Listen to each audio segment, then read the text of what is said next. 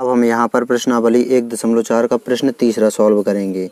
तो यहाँ पर कुछ वास्तविक संख्याओं के दशमलव प्रसार नीचे दर्शाए गए हैं।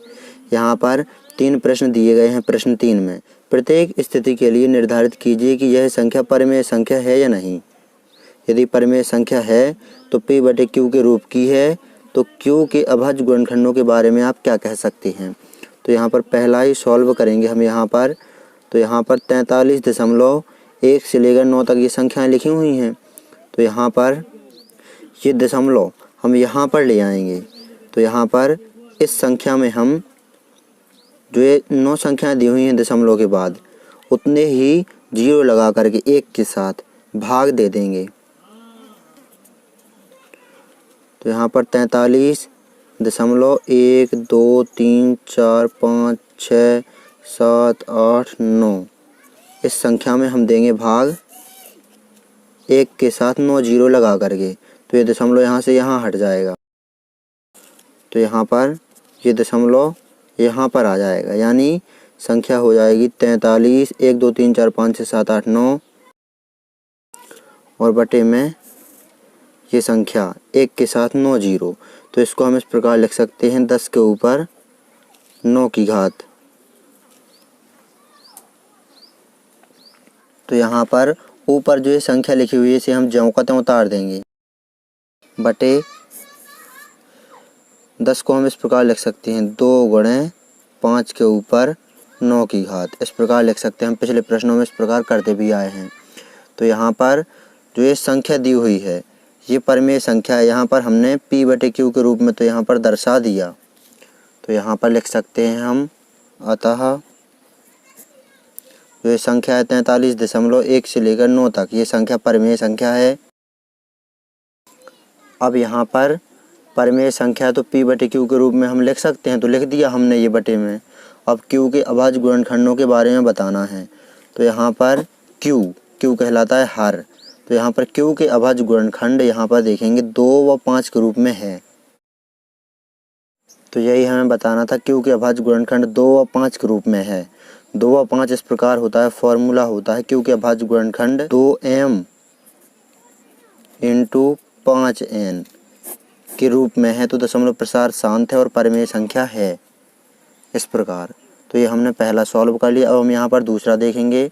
तो यहाँ पर दूसरा है 0.120 1200 120000 120000 डैश डैश डैश इस प्रकार आगे संख्या बढ़ती जाती है।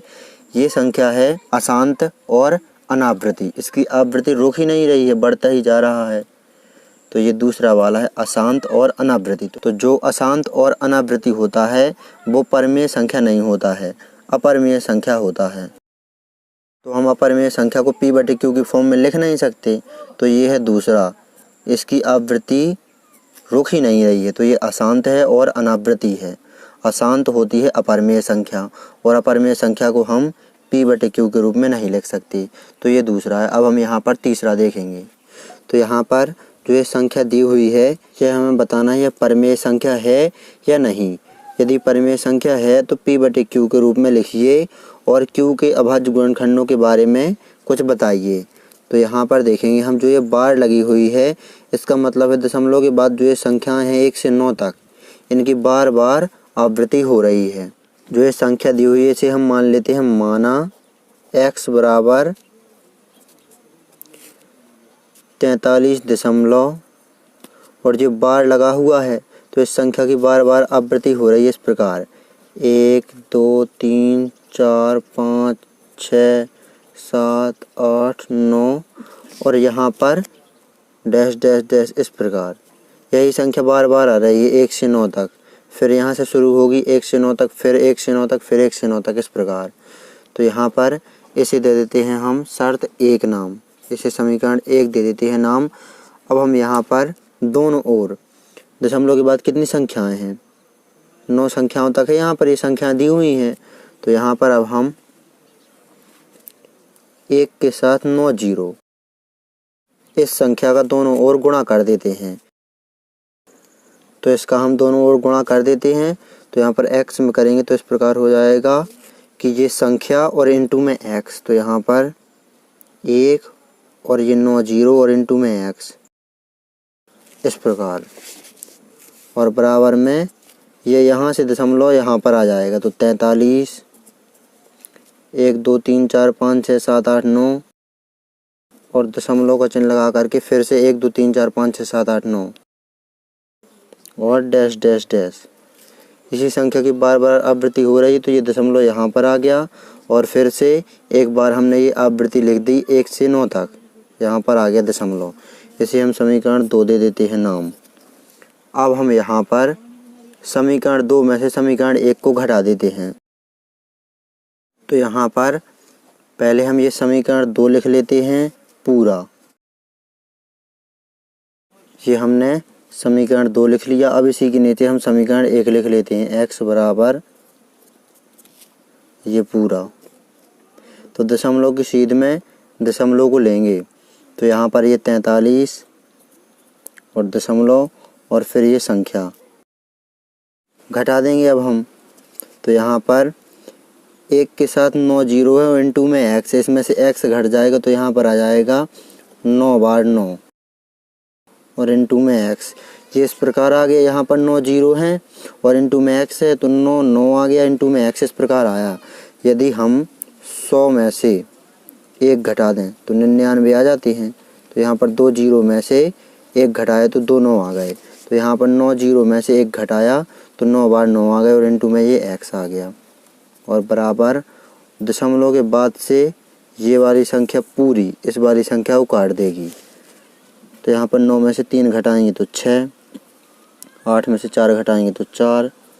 अब यहाँ पर 7 6 5 4 3 2 1 3 4 ये संख्या यहाँ पर ज्यों का त्यों।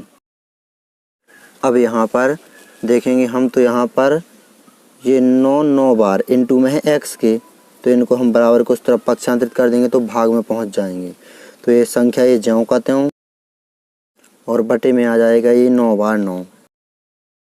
तो यहाँ पर हमने जो संख्या दी हुई थी प्रश्न तीसरे में ये, इसे हमने p बटे q के रूप में तो लिख दिया, यहाँ पर p बटे q के रूप में तो बदल दिया।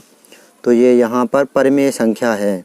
अतः जो 43 दशमलव 1 2 3 4 5 6 7 8 9 इन सभी के ऊपर बार ये परिमेय संख्या है।